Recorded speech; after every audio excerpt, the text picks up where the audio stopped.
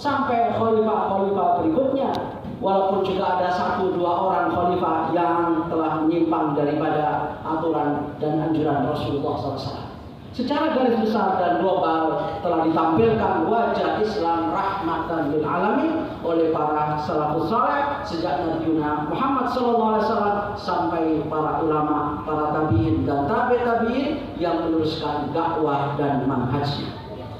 Karena memang Islam sendiri adalah cinta damai, cinta keselamatan, kenyamanan dan keamanan.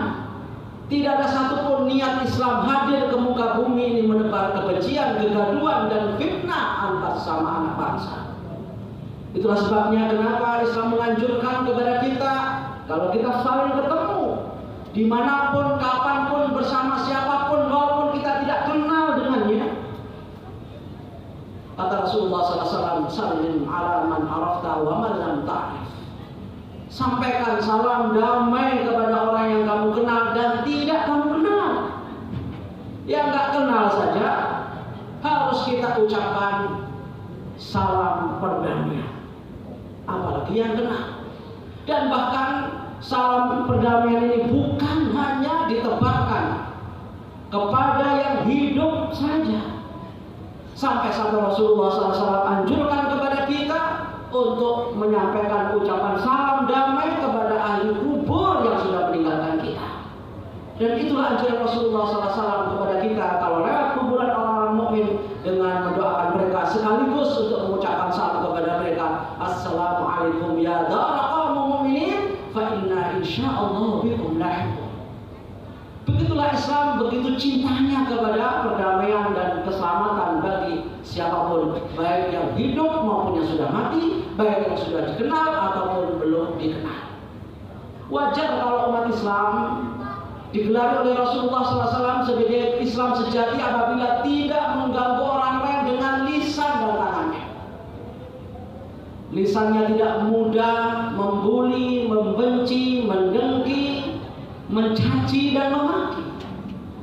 Tangannya tidak gatal mendolimi, memukul, maupun dengan jempol jari kita untuk memencet tombol-tombol HP kita untuk menebarkan kebencian dan kedengkian di medsos kita.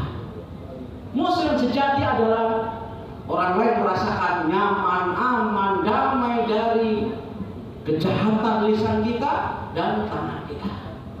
Begitu pula mukmin sejati adalah man aminal mu'minuna min lisanihi wa yadihi. Seorang mukmin sejati adalah orang yang bisa mengamankan orang lain dari lisan dan tangannya. Oleh karena itu orang mukmin yang sejati tidak boleh mengumbar lisannya dengan begitu saja secara liar. Tangannya pun juga tidak boleh gatal-gatal memencet tombol HP-nya untuk menebarkan kebencian. Maka Rasulullah SAW tidak anggap orang-orang ini sebagai mukmin sejati, karena mukmin sejati adalah laisal mu'min bil ta'an wala la'an wala fahish wala dali.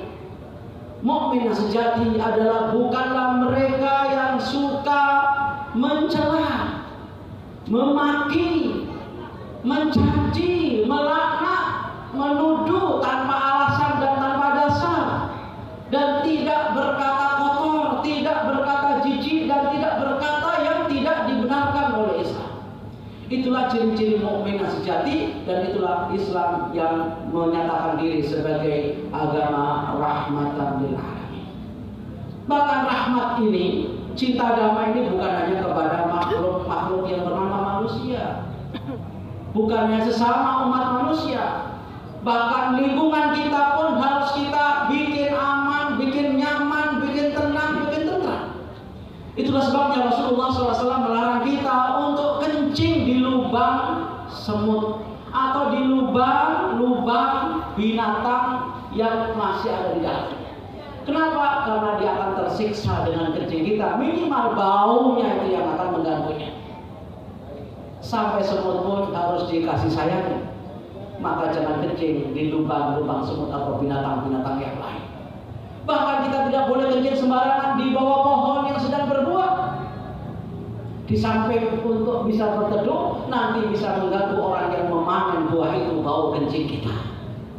Itulah tanda bahwa Islam rahmatul alamin untuk semua bukan hanya untuk manusia tapi untuk alam semesta. Bahkan yang kafir pun ikut merasakannya. Dan itu telah terbukti pada saat Rasulullah SAW mendeklarasikan piagam Madinah.